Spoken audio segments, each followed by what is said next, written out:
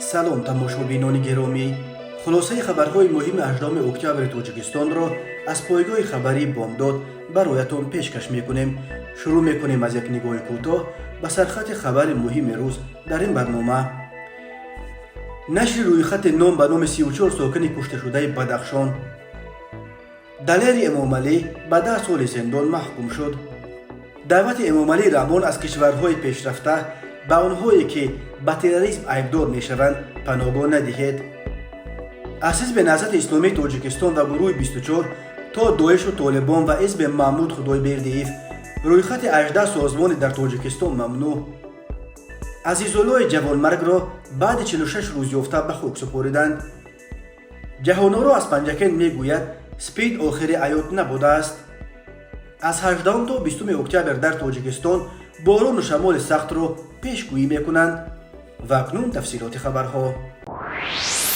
радиои озодӣ рӯзи 18 октябри соли 2022 рӯйхати ном ба номи 34 сокини вилояти мухтори кӯҳистони Бадахшонро ки моҳи май ва июни соли ҷорӣ дар ҷараёни бо истифода аз нирӯҳои вижаи мусаллаҳ бо силоҳи ҷангӣ саркӯб шудани мавҷи нави эътирозҳо дар шаҳраки Вамар, маркази ноҳияи Рӯшон ва дар маркази вилояти мухтори кӯҳистони Бадахшон шаҳри Хорух кушта шуданд нашр кард. бино ба натиҷаҳои тадқиқоти озодӣ 29 нафар аз қурбониён дар ноҳияи Рӯшон ва 5 нафари дигар дар шаҳри Хорух кушта шуданд.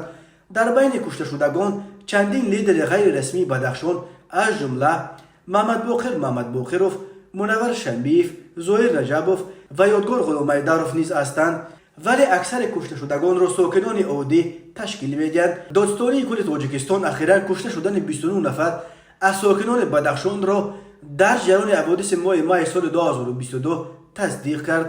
вазорати корҳои дохила чандин бор гуфт дар ҷараёни он амалиёт касе аз мардуми мулкӣ осеб надидааст, вале радиои озодӣ дар тадқиқоташ мегӯяд аксари кушташудагон аз миёни мардуми мулкӣ буданд ки бархеаш ҳатто дар эътирозҳо иштирок надоштанд, вале мақомот дар ҷараёни амалиёти зидди террористӣ аз кӯчаҳо дастгир карда бурда бо азобу шиканҷа куштанд. дар вилояти мухтори кӯҳистони Бадахшон тақрибан 250 000 нафар ба сар мебаранд. ба фарқ аз боқӣ сокинони Тоҷикистон ки аксар пайрави равияи ҳанафияи мазҳаби суннии дини ислом мебошанд, аксари аҳолии вилояти мухтори кӯҳистони Бадахшон пайрави равияи исмоилияи мазҳаби шиа буда пешвои исмоилиҳои ҷавон шоҳзода Карим Оғохони чорумро ҳамчун Озир Имом раҳбари мазҳабии худ мешуморанд. дар пайи ҳаводиси ахири Бадахшон ба гуфтаи фаъолон беш аз 200 зодаи ин вилояти мухтор дар худи Бадахшон ва берун аз он бо итмоми даст доштан дар эътирозҳо дастгир шуданд ва беш аз 20 нафари онҳо раҳбарон ва аъзои фаъоли ҷамъиятҳои зодагони Бадахшон дар Русия ки мақомоти Русия онҳоро дастгир карда ва аксарашонро бидуни риояи қоидаҳои истирдод ба Тоҷикистон супориданд. додстонии кулли Тоҷикистон ахиран аллакай ба додгоҳ рафтани парвандаи 109 тан аз зодагони ин минтақаи мухторро дар робита ба эътирозҳои ахир тасдиқ карда ва гуфт аз ин боздоштшудаҳо 77 нафар аллакай маҳкум ба зиндон гардида, баррасии парвандаи 32 тани дигар дар додгоҳҳо идома дорад.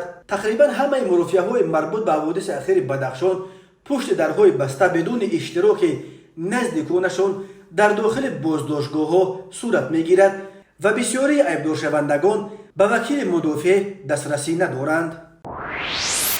додгоҳи ноҳияи Шоҳмансури шаҳри Душанбе шоми 7 октябри соли 2022 дар як мурофиаи пушти дарҳои баста ки дар бинои боздоштгоҳ доир шуд, ҳунарпеша, блогер ва журналисти шинохтаи тоҷик Далер Бобиев маъруф бо тахаллуси Далери Эмомалиро ба 10 соли зиндон маҳкум кард. дар ин бора рӯзи 18 октябр наздикони Далери Эмомалӣ ба журналистон хабар доданд.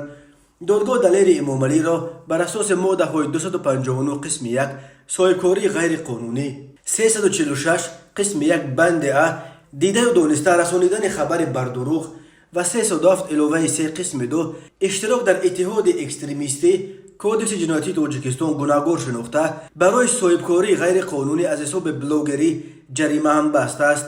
ҳаҷми ҷарима маълум нест. кӯшишҳои хабарнигорони Азия Плюс барои дастрас кардани маълумоти бештар аз Саъдулло Қаюмзода, вакили мудофиаи Далери Эмомалӣ, бесамар буд, зеро вакили дифоъ аз ироаи ҳатто муҳлати ҳукми эълон гардида худдорӣ карда танҳо гуфтааст ки حکم خوانده شد. معلوم نیست که آیا از این حکم شکایت خواهم برد یا نه. عقدار کننده دولتی روز 12 اکتبر از دادگاه نویه شامنصور برای دلیر امامعلی همچون جزا 10 سال و 6 ماه زندان را طلب کرده بود. دادگاه نویه شامنصور تحت ریاست دادرس دوران نظرزاده تازه روز 7 اکتبر به بررسی پرونده دلیر امامعلی آغاز کرد و طلب 2.5 سال زندان برای او علیکی در روز 2 مرافعه صدر داد. دلیر امامعلی و ژورنالیست همکارش عبدالله غربتی روز 15 یونی سال جاری در پی نشر سلسله ویدیو رپورتاژها درباره ویران کردن خانه‌های ساخته مردم در محله پنجشیر نویه شامنصور و انتقاد از مقامات این نویه از جمله دادستانش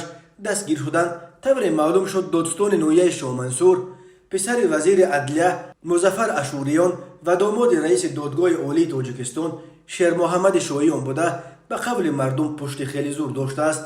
دادگاه نویه شامنصور روز 4 اکتبر عبدالله غربتی را به 7.5 سال زندان محکوم کرد. در عموم در چند ماه اخیر در تاجیکستان دست کم 12 ژورنالیست و بلاگر از جمله دست کم 6 ژورنالیست و بلاگر زاده بدخشان دستگیر شدند. از این شمار محمد سلطان علیکی به 7 سال زندان، غربتی به 7.5 سال و دلیر امامعلی و بلاگر بدخشان قمچک میرزایف هر کدام به 10 سال زندان محکوم شدند. حالا در دادگاه بررسی پرونده های زفقبیک سیدامینی، عبدالستار پیر محمد زاده و باز یک فعال زاده بدخشان الفت خانم محمد شایوه ادامه دارد. همه این مرافعه ها پشت درهای بسته برگزار می شوند. مقامات سبب بدون حضور نزدیکان، اهل جامعه و خبرنگاران برگزار کردن مرافعه های پرونده های ژورنالیستان و بلاگرها را شرح نمیدهند.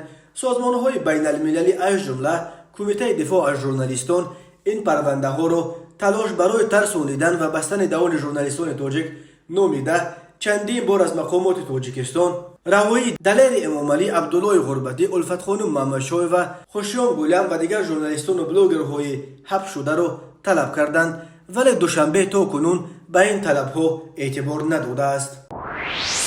پرزیدنت تاجیکستان امامعلی رحمان روز 18 اکتبر سال 2022 در انجمن بین المللی مبارزه با تروریسم که در دوشنبه به کار آغاز کرد، سطح مبارزه جامعه جهانی با تهدیدهای تروریستی را ناکفایه نامید و از کشورهای جهانی خواست به تاجیکستان که به عقیده او در خط اول جبهه جنگ با تروریسم قرار داشته با افغانستان ناامن قریب 1400 کیلومتر مرز مشترک دارد کمک بیشتر ارائه کنند. امامعلی رحمان گفت به مقامات تاجیکستان میسر شد که در سالهای آخر بیش از 400 نفر از شهروندانش اساساً زنان و کودکان را از سوریه و عراق و همچنین بیش از 5000 دانشجوی تاجیک را با مقصد پیشگیری از همراهشوی آنها به گروه‌های تروریستی و افراطگرایی از مدرسه‌های دینی خارجی به وطن برگردانند. امامعلی رحمان از کشورهای پیشرفته دنیا خواست از دادن حق پناهندگی به آنهایی که به عملهای تروریستی عیبدار میشوند خودداری کنند و برعکس برای بازداشت و به دست مقامات سپردن چنین افراد مساعدت کنند. امروزها ما مشاهده میکنیم که تروریستان و افراطگرایان از اینستیتوت گریزه و پناهجوینده خوب استفاده کرده از باوری کشورهای بیشتر ترقی کرده سوء استفاده می نمایند. از این لحاظ ضرور است که ارزش‌های انسانی و حقوق بشر جدا از تروریسم و افراطگرایی بررسی کرده شده به شخصان برای صادر کردن عمل و کردارهای تروریستی جلب شده و عیبدار دانسته شده پناهگاه داده نشود و چنین اشخاص سر وقت بازداشت و به جوابگری جنایتی کشیده شوند، گفت امامعلی رحمان در انجمن دوشنبه. اشاره پرزیدنت تاجیکستان ظاهراً به سوی رهبران و طرفداران حزب اپوزیسیونی نهضت اسلامی است که در تاجیکستان سازمان تروریستی اعلام و فعالیتش ممنوع شده است، ولی 100 نفر از رهبران و اعضای حزب نهضت اسلامی تاجیکستان در کشورهای اروپا پناه برده فعالیت خود را از آنجا ادامه میدهند. امامعلی رحمان بار دیگر تاکید کرد که تاجیکستان در خط اول مبارزه با خطر افراطگرایی و تروریسم قرار داشته، نه تنها منطقه بلکه قلمروهای فراتر از آن را از عاقبت‌های فلاکتبار این ظهورات حمایت می‌کند. او از آن اظهار نگرانی کرد که در شرایط کنونی انتقال جنگجویان تروریست از نواحی جنگ زده خاورمیانه به منطقه‌های دیگر و در این زمینه تقویت یافتن موقع سازمان‌های تروریستی بین المللی در افغانستان برای دولت‌های آسیای مرکزی خوف جدی را به میان آورده است. امام علی رحمان تعمیل غایه‌های تندگرایانه و موجودیت به اصطلاح گروه‌های خفته افراطی و تروریستی بین المللی را از جمله دیگر تهدیدهای جدی به امنیت منطقه برشمرد و از خبرنگاران دعوت کرد که به افراطی و تندگرا و تروریست منبر ندهند و نادانسته سببگار ترغیب عقیده‌های آنها نشوند. امام علی رحمان با تاکید بر اینکه تاجیکستان و افغانستان 1400 کیلومتر خط سرحد با قطعه‌های مرکب کوهی به هم می‌پیوندند و این تقریباً 60% مرزهای دولت‌های آسیای مرکزی را با این کشور را تشکیل می‌دهد، تلاش‌های تأخیرناپذیر جدی تطبیق تشبث تاجیکستان کنسپسیای کمربند امنیتی در اطراف افغانستان به منظور پیشگیری و کاهش دادن پیامدهای خطر و تهدیدها را امر ضروری نامید و ذکر کرد که تاجیکستان به خاطر تحکیم مرزش با افغانستان طی 2 سال آخر زیاده از 175 انشاءات سرحدی را ساخته به استفاده داد و حالا ساختمان 30 انشاءات دیگر ادامه دارد، ولی به تاجیکستان لازم است که در آینده باز 300 انشاءات مربوط را بنیاد کند. تاجیکستان از انگشتشمار کشورهای دنیاست که مخالفین حاکمان نو افغانستان از حرکت تندرو طالبان را به طور آشکارا پنهان می‌کند و به بسیاری از رهبران جبهه مقاومت ملی افغانستان به رهبری احمد مسعود و اهل خانواده آنها در قلمرو خود پناهگاه داده است. تماشابینان عزیز، یادآور می‌شویم خلاصه مهمترین اخبار تاجیکستان را از پایگاه خبری بامداد تماشا دارید. برنامه را ادامه می‌دهیم. خبر خبرگزاری رسمی حکومت تاجیکستان روز 18 اکتبر سال 2022 رویخط 18 حزب سازمان حرکت را که در تاجیکستان افراطی و تروریستی شناخته شده فعالیتشان ممنوع شده است نشر کرد. این رویخط سازمان‌های خارجی چون القاعده، طالبان، لشکر طیبه، اخوان المسلمین، داعش، جماعت تبلیغ، جبهت النصره، حزب تحریر و همچنین سازمان‌های صرف تاجیکی به مثل حزب نهضت اسلامی تاجیکستان، گروه 24، پیمان ملی تاجیکستان، جماعت انصارالله را فرا می‌گیرد. همه این احزاب در تاجیکستان ممنوع در حال حاضر در خارج کشور حزب نهضت، پیمان ملی و گروه 24 اساساً در اروپا و جماعت انصارالله در افغانستان عمل می‌کنند. در بین سازمان‌های ممنوع تاجیکی سازمان با نام تاجیکستان آزاد نیز است که فعالیتش هنوز سال 2006 ممنوع و خود این سازمان هم افراطی و هم تروریستی اعلام گردیده است. بنا به معلومات در ویکی‌پدیا نشر شده، حزب تاجیکستان آزاد در پایان سال 1998 در قلمرو ازبکستان از جانب طرفداران پلکوونیک بلواگر محمود خدایبردیف تأسیس یافت. نشر رویخط اصحاب و گروه‌های در تاجیکستان ممنوع در حالی است که پرزیدنت تاجیکستان امام علی رحمان روز 18 اکتبر سال 2022 در انجمن بین المللی مبارزه با تروریسم در دوشنبه از کشورهای پیشرفته دنیا خواست که از دادن حق پناهندگی به آنهایی که به عملهای تروریستی عیبدار میشوند خودداری کنند و برعکس برای بازداشت و به دست مقامات سپردن چنین افراد مساعدت کنند.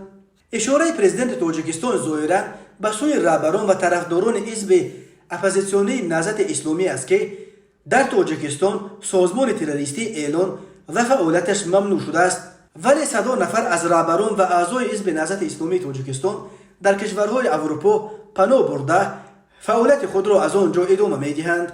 رویخط 18 حزب سازمان‌های در تاجیکستان ممنوع، القاعده، تشکیلات تروریستی و اکستریمیستی اعلام کرده شده است. حرکت اسلامی ترکستان شرقی، حزب اسلامی ترکستان، حرکت طالبان، برادران مسلمان، لشکر طیبه، گروه اسلامی، جمعیت تبلیغ، سازمان تبلیغات، تاجیکستان آزاد، حزب تحریر، جماعت انصارالله، سلفیه، گروه 24، دولت اسلامی عراق و شام، جبهت النصره، حزب نهضت اسلامی تاجیکستان، پیمان ملی تاجیکستان تشکیلاتی که تروریستی و اکستریمیستی اعلام کرده شده است. با قرار سود عالی جمهوری تاجیکستان از 15 آگوست سال 2019 جهان‌آرا، یک ساکن شهر پنجکید انو چند سال پیش که آن وقت یک فرزند داشت و شوهرش از مهاجرت مهنتی آمد به ویروس نورسایی معصومیت ارگانیسم یا ویش سپید گرفتار می شود. بعد تولد فرزند دویمش معلوم می گردد که خودش، شب آرش و طفل نوزادشان به این بیماری گرفتار شدند. شوهر جوان را در روسیه آلوده گردیده همسرش را نیز گرفتار میکند و با همین فرزندشان هم گرفتار ویچ می شود. جهانارو قصه میکند که بعد گرفتن تبابت ضد ویروسی فرزند سیومشان سالم به ویروس به دنیا آمد. اگر سالهای قبلی در حدود شهر و دهات پنجکن روند گرفتار شوی به بیماری ویچ سپید طریق سوزندارو زیاد به قید گرفته میشد، ولی سالهای آخر این تندنسیا کم و گرفتار شوی به واسطه علاقه جنسی زیاد گردیده است.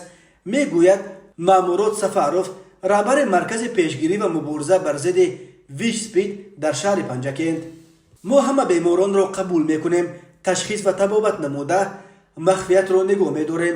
همه آدمانی که گرفتار ویچ سپید میباشند برابر دیگر مردم سالم حقوق زیستن و زندگی و جدا از تبعیض باید باشند. ما مخفیت را کفالت میدیم و بجز از قرار سود درباره یگان نفر از گرفتاران ویچ سپید به کسی یا جای معلومات نمیدیم. میگوید جناب سفاروف: ما اینجا درباره چی بودن بیماری ویچ سپید به مردم معلومات میدیم. همچنین در سامانه مؤسسه دولتی مرکز جمهوریوی پیشگیری و مبارزه به ضد ویچ سپید تاریخ و فاکتورهای عاید این بیماری آورده شدند. به اندیشه متخصصان ساحه در بین مردم تا حال با وجود بردن کارهای ترغیباتی سطح ناکفایه معلومات درباره راههای گرفتار شوی به ویچ سپید، حمایت از این ویروس، گرفتن تبابت ریتروویروسی در سطح ناکفایه باقی مانده است. ما در یک اینفوگرافیک راههای گزارش و نگذشتن ویچ سپید را گرد آوردیم. طبیبان ویروس شناس به این نظرند که گرفتن تبابت سر وقتی میتواند اشخاص دارای ویچ سپید را سالها عمرشان را دراز نماید.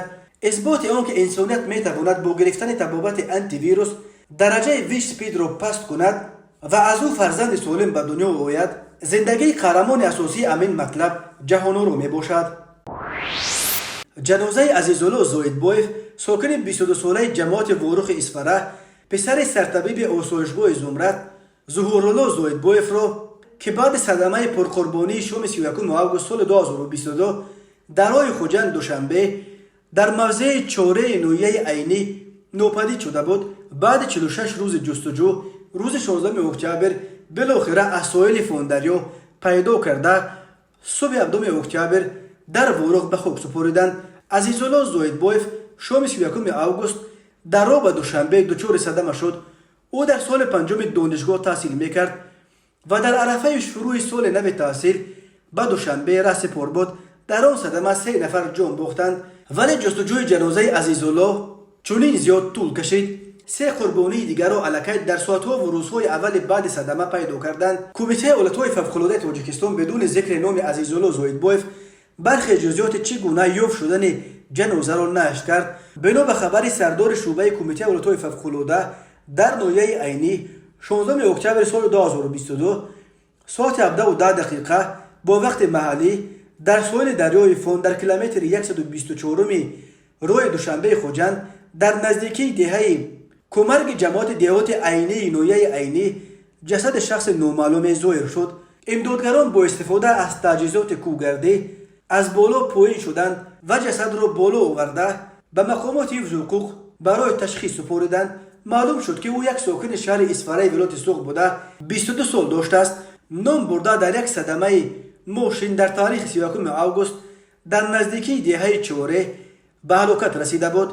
نزدیکان و دوستان عزیزالله زایدبایف تا آخرین لحظه باور داشتند که او زنده است و از همه خواهش داشتند که برای زنده پیدا کردن این جوان دانشجو دعا کنند. باستانشناسان در شهرک سنجرشو زیاده از 14 پاره دیوارنگاره ها را پیدا نمودند. همساله شروع از سال 2008 از جانب باستانشناسان تاجیک و همکسبان خارجی آنها در اساس شرطنامه میان انستیتوت تاریخ، باستانشناسی و مردمشناسی اکادمی ملی علم‌های تاجیکستان و جمعیت شویتزاریگی عاید به تحقیقات اوراسیا در یادگاری‌های سنجرشو دهه سوجینه شهر پنجکن حرفیات گذرانیده می شود که آن را نامزد علم‌های تاریخ شراف‌الدین قربانوف و پروفسور میخائیل شنکار از دانشگاه عبری شهر یروشلیم رهبری میکنند. در عرفیات اینچنین باستانشناسان جوان تاجیک فیروز امینوف، عبدالرحمن پولادوف، سیدچو سنگلی و محمد جان یوسفوف شرکت ورزیدند.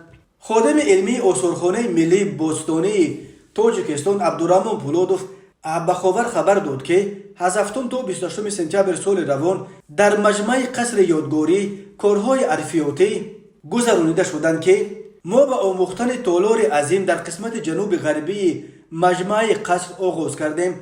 در زمان موجودیت رسم‌های روی دیوار که پارچه‌های آنها از خرابه‌ها یافت شدند خیلی زینت داده بودند. با شرافت خدمت زحمت طلب و طاقت فرسای رسام تعمیرنگاران ماریا ژرفه و آثارخانه دولتی ارمیتاژ سنت پترزبورگ و منوچهر رحمانوف از آثارخانه ملی باستانی تاجیکستان به ما میسر شد که قریب 14 پارچه دیوارنگاره ها را از زیر خاک آزاد نماییم.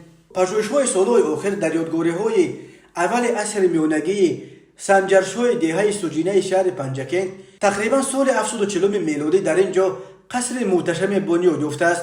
شاید ساختمان قصر با عظمت این نتیجه سیاست آخرین حاکم امویان خراسان نصر ابن سیار بود که پس از شورش سال 722 به سوقیان امکان داد تا به وطن برگردند.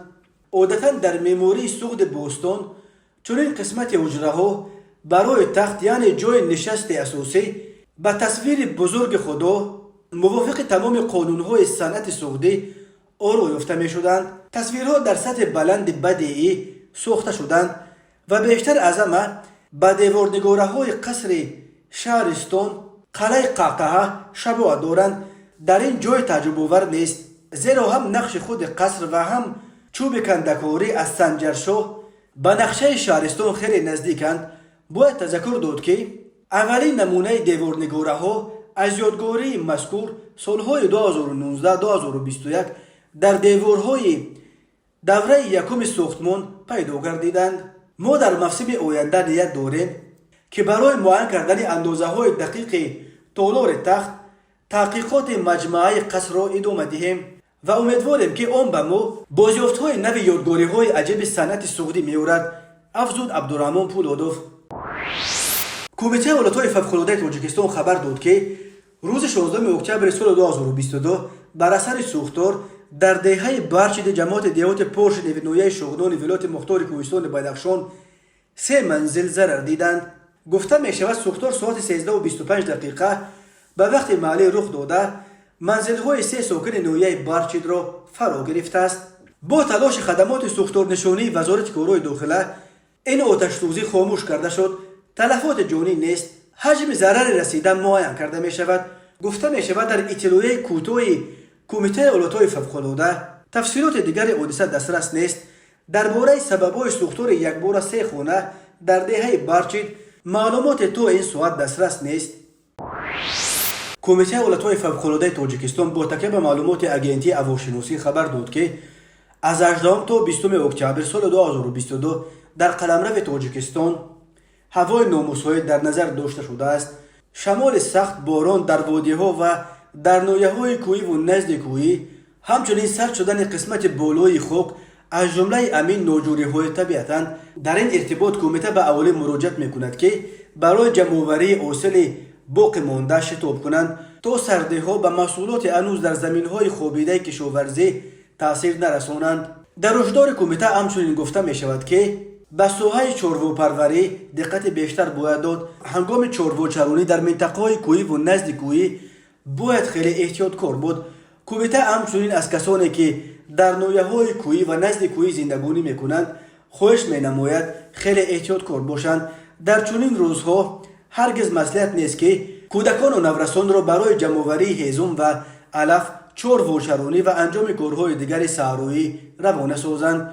همچنین خواهش میکنند غم سلامتی خود را نیز خوردن و لباس گرم پوشیدن تا گرفتار هر گونه بیماری‌های نظیر سرماخوردگی نگردند. کمیته حالتهای فوق‌العاده همچنین از رانندگان خواهش میکند مشکلات راه‌های کوهی را در آغاز فصل سرد به خاطر آورند. هوای سرد و بارانی میتواند به گردش و حرکت ماشین شما مشکل ایجاد کند. از این رو قبل از سفر ماشین‌های خود را جداً از نظر گذرانید. риояи қоидаҳои бехатарӣ дар роҳҳо ҳам барои мусофирон ва ҳам барои ронандагон гарави аслии амният аст, таъкид кардааст кумитаи ҳолатҳои фавқулода. тамошобинони азизу гиромӣ, ин буд муруре ба хулосаи чанд хабари муҳими имрӯзи тоҷикистон. хабару гузоришҳои бештар аз тоҷикистон ва дар бораи тоҷикистону атрофи онро дар сомонаи пойгоҳи хабарии бомдод дар ин нишона пайгирӣ намоед: cw.bomdod.com. хуш бошед.